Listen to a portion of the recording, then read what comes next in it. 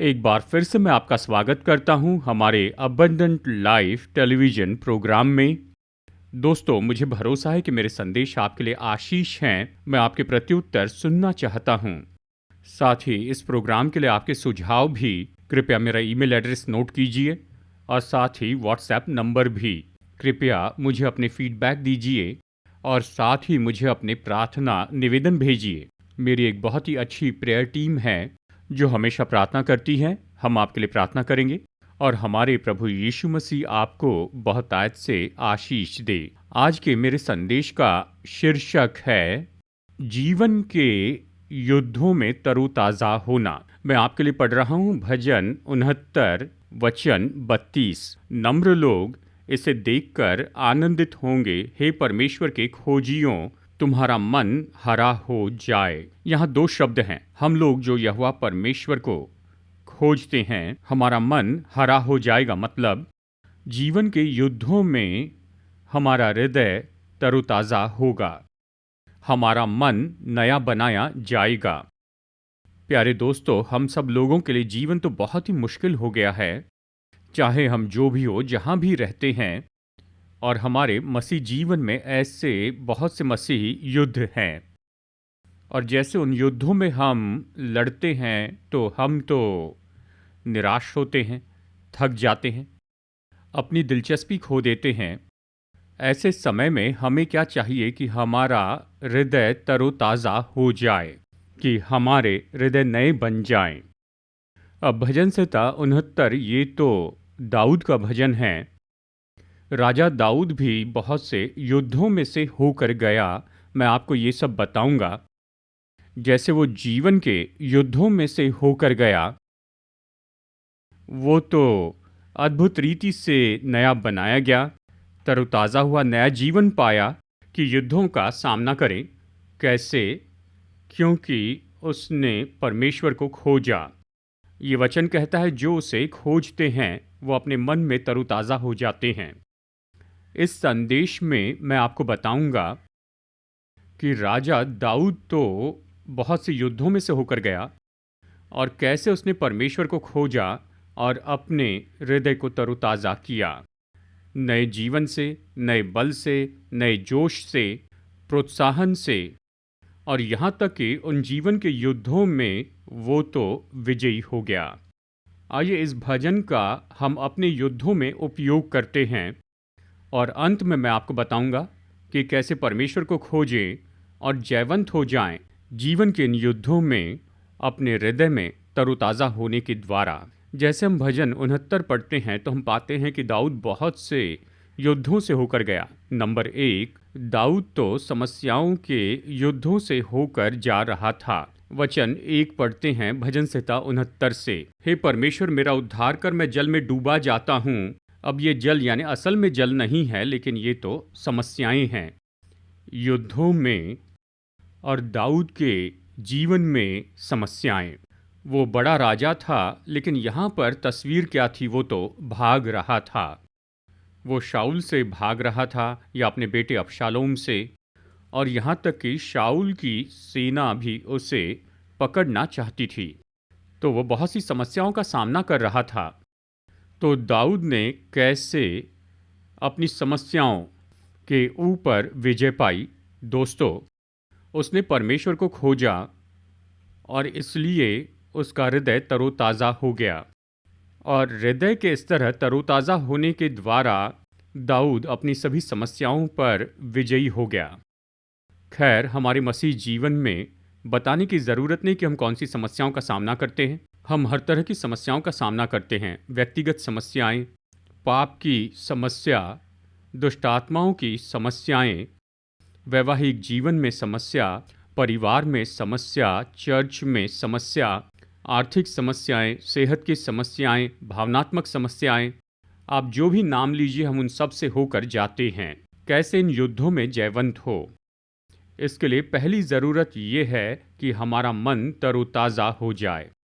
प्रभु को खोजने के द्वारा मैं अंत में आपको बताऊंगा कि कैसे प्रभु को खोजे।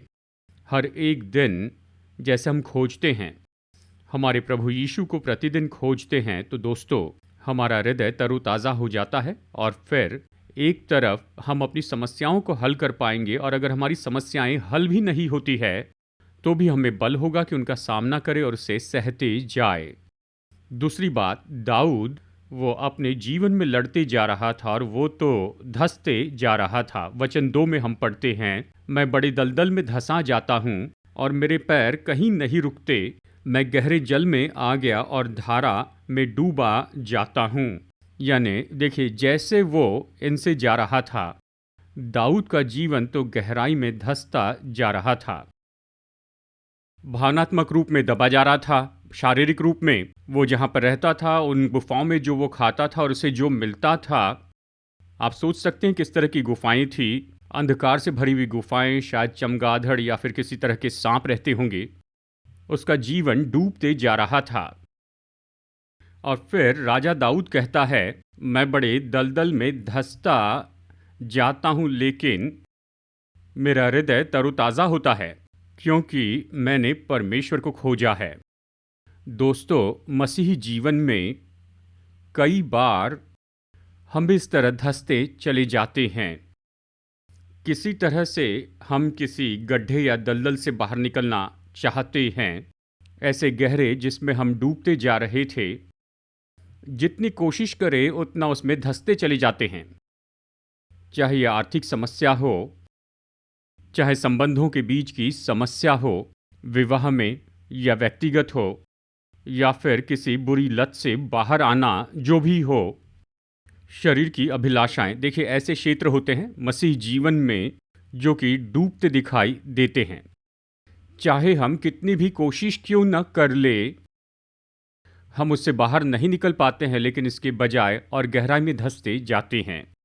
अब यहाँ पर एक और बात जोड़ दीजिए। राजा दाऊद कहता है कि मैं गहरे जल में धंसते जा रहा हूँ। जब हम गहरे जल के नीचे जाते हैं तो वहाँ अंधकार होता है। तो दाऊद केवल धंस ही नहीं रहा था, इस धंसने ने उसे बहुत से अंधकार में घेर लिया। कोई आशा नहीं, कोई ज्योति नहीं। कई बार जिंदगी ऐसी हो जाती है, हमारे लिए अंधकार भरी होती है। कोई जिंदगी नहीं, कोई आशा नहीं, कोई भविष्य नहीं। तो ऐसी परिस्थिति में हम क्या करते हैं? कुछ लोग क्या करते हैं, वो तो भावनात्मक समस्याओं की गहराई में चले जाते हैं।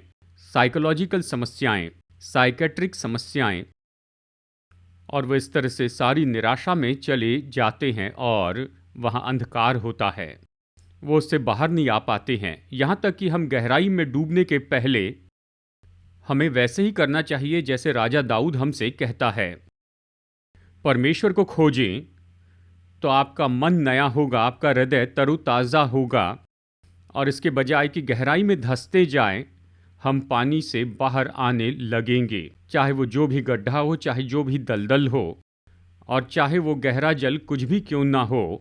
और तीसरी बात कि दाऊद अपने शत्रुओं से लड़ा। वचन 4 में हम ये पाते हैं, जो अकारण मेरे बैरी हैं वे गिनती में मेरे सिर के बालों से अधिक हैं। मेरे विनाश करने वाले जो व्यर्थ मेरे शत्रु हैं वे सामर्थी हैं। इसलिए जो मैंने लूटा नहीं वो भी मुझको देना पड़ा।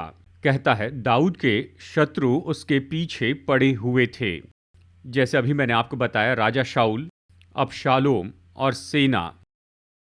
और यहाँ तक कि जबकि वो भागता फिर रहा था, गुफाओं में रहता था, या फिर जहाँ भी वो रहता था, भावनात्मक रूप में भी बहुत से शत्रु उस पर हमला कर रहे थे।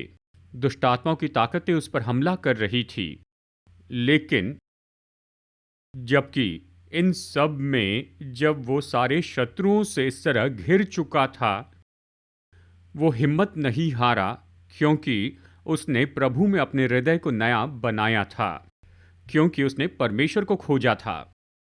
दोस्तों, मसीह जीवन में ऐसे बहुत से शत्रु होते हैं जो निरंतर हमारा पीछा करते हैं। जैसे शुरू में मैंने अपने कुछ संदेशों में आपको बताया, सबसे बुरा शत्रु जिसका हम सामना कर रहे हैं वो तो हम खुद हैं।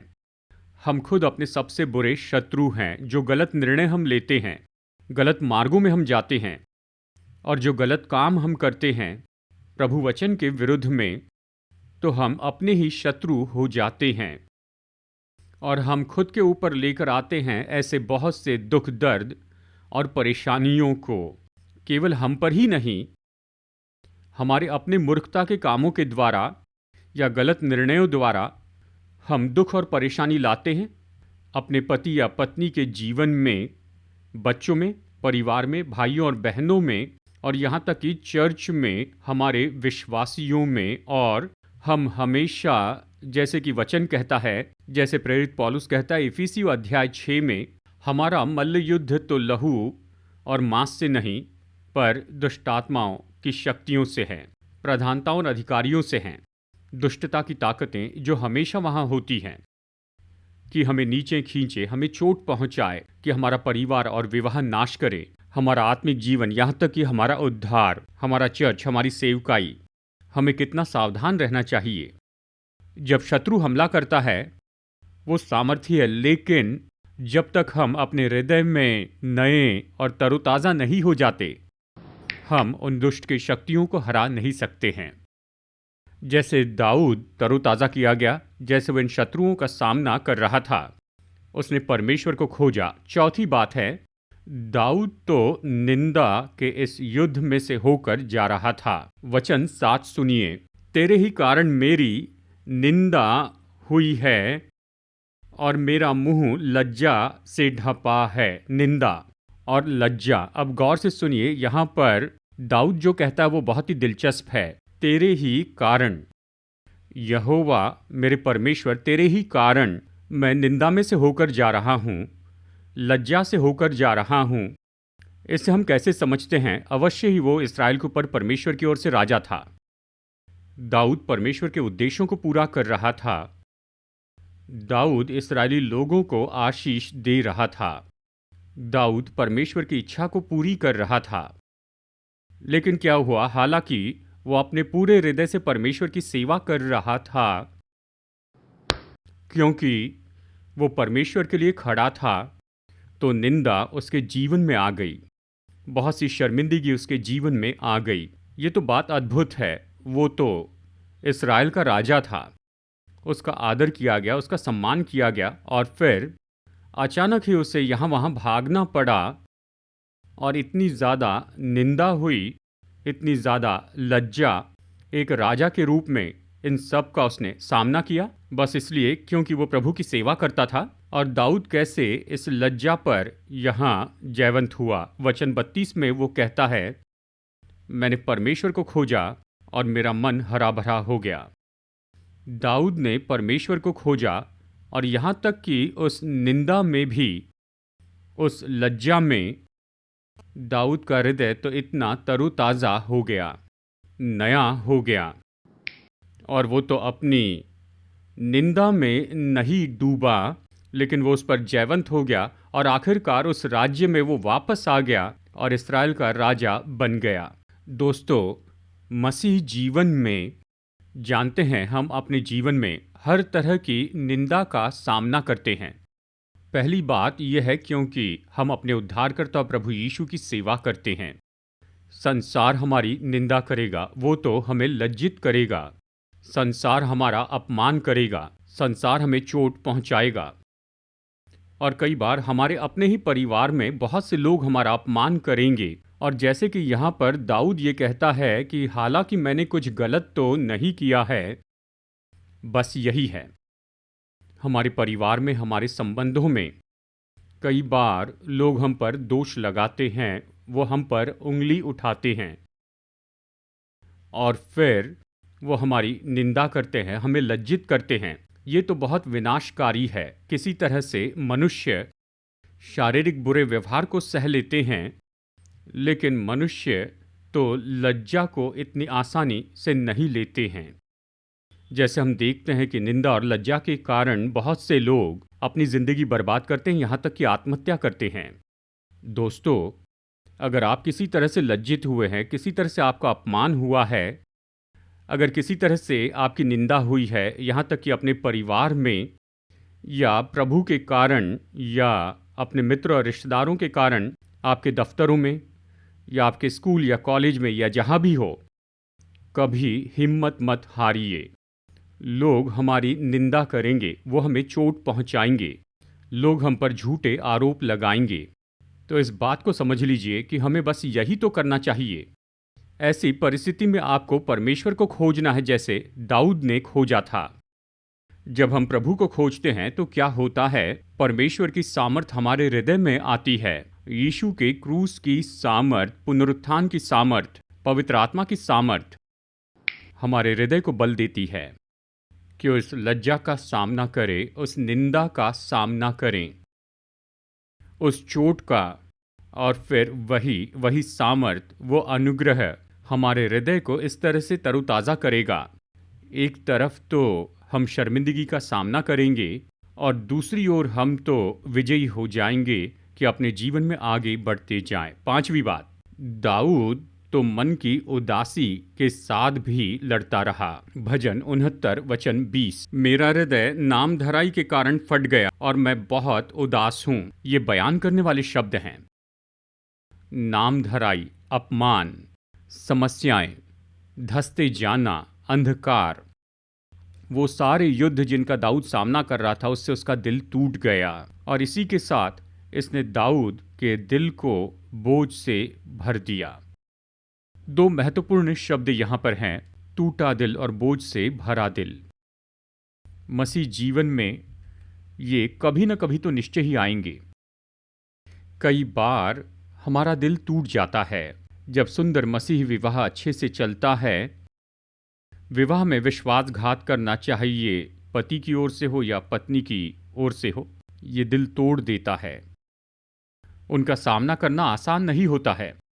समस्याएं हमारे दिल को तोड़ते हैं, बच्चे हमारे दिल को तोड़ते हैं, बुरी लतें हमारा दिल तोड़ते हैं, भावनात्मक समस्याएं हमारा दिल तोड़ते हैं, और ये सारी बातें हमें लेकर आती हैं ऐसी परिस्थिति में जिसे हम सह नहीं सकते हैं, जिसे कहते हैं हमारे दिल का बोझ। लोग तो शारीरिक दर्द को भी सह सकते हैं, लेकिन दिल के बोझ को हम सह नहीं सकते हैं। वचन ये कहता है ये बहुत विनाशकारी हो सकता है। यह हमें ले जा सकता है शारीरिक समस्याओं में, सेहत की समस्याओं में, भावनात्मक समस्याओं में और आत्मिक समस्याओं में। तो जब दाऊद अपने दिल में पूरा टूट चुका था और जब उसका मन इतने बोझ से भर चुका था, तो उसने अपने मन को कैसे तरोताज़ा किया। उसने प्रभु को खोजा। मैं बताऊंगा कैसे प्रभु को खोजा। हमें भी यही करना चाहिए। लोग हमारा दिल तोड़ देते, हमारे दिल को चोट पहुंचाते हैं और हमारा दिल तो भर जाता है बहुत से बोझ से, भारीपन से, शोक से, दुख, दर्द और पीड़ा से। ऐसी परिस्थिति में हमें क्या करना चाहिए? हमें परमेश्वर को वैसे ही खोजना है जैसे परमेश्वर ने खोजा था, और फिर बहुत ही अद्भुत ऐसी बातें होगी।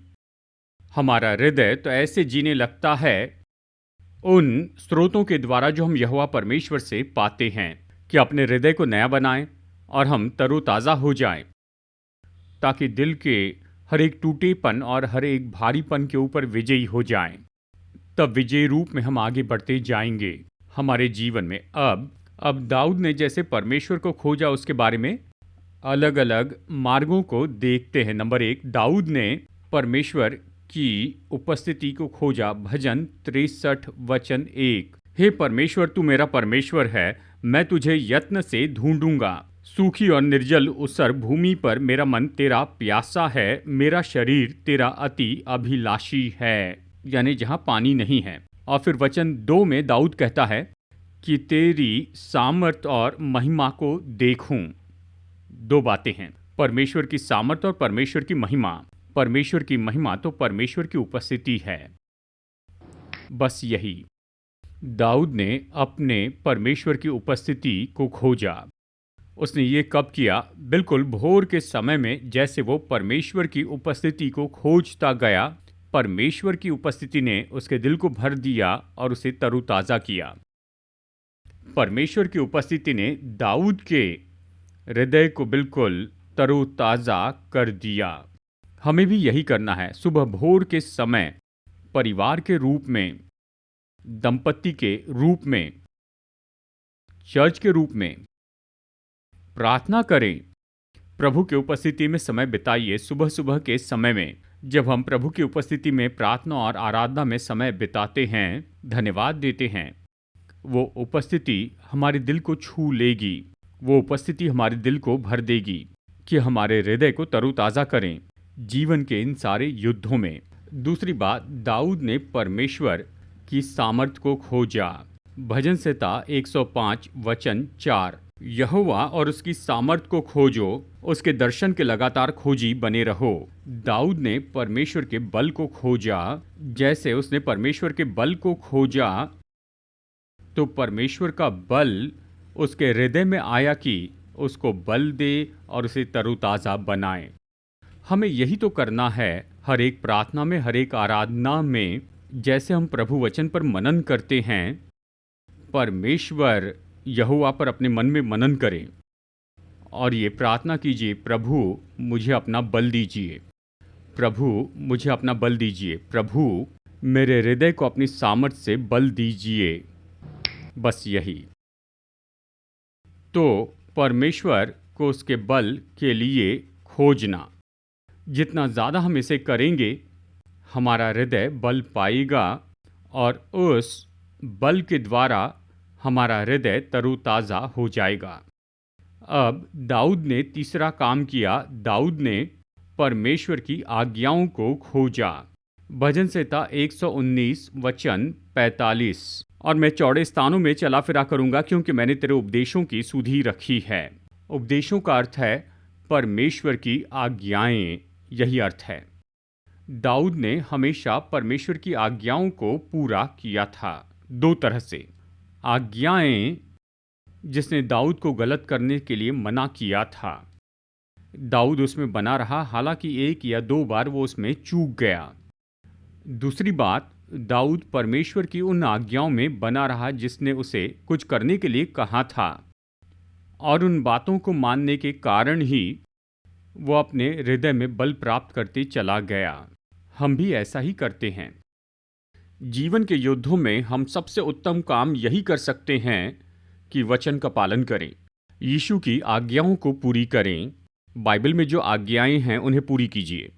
जितना ज़्यादा हम उन आज्ञाओं को पूरी करेंगे हमारा हृदय बल पाएगा, हमारा हृदय तरोताज़ा होगा हमारे जीवन के युद्धों में। चौथी बात, दाऊद ने परमेश्वर के भवन को खोजा। भजन संहिता अध्याय 27 वचन 4, एक वर मैंने यहोवा से मांगा है, उसी के यत्न में लगा रहूंगा कि मैं जीवन भर यहोवा के भवन में रहने पाऊं, जिससे यहोवा की मनोहरता पर दृष्टि लगाए रहूं और उसके मंदिर में ध्यान किया करूं। देखिए, दाऊद ने अपने पूरे जीवन भर परमेश्वर के भवन को खोजा, और जब भी उसे समय मिलता तो वो आराधना के लिए परमेश्वर के भवन में जाता था कि परमेश्वर के मुख को देख सके, परमेश्वर की सुंदरता को देखें। और जैसे उसने इसे किया, ये तो परमेश्वर का भवन था जिसने उसके हृदय को बल दिया, उसके हृदय को तरोताज़ा किया। मेरे प्यारे दोस्तों, इसमें बिल्कुल न चूके।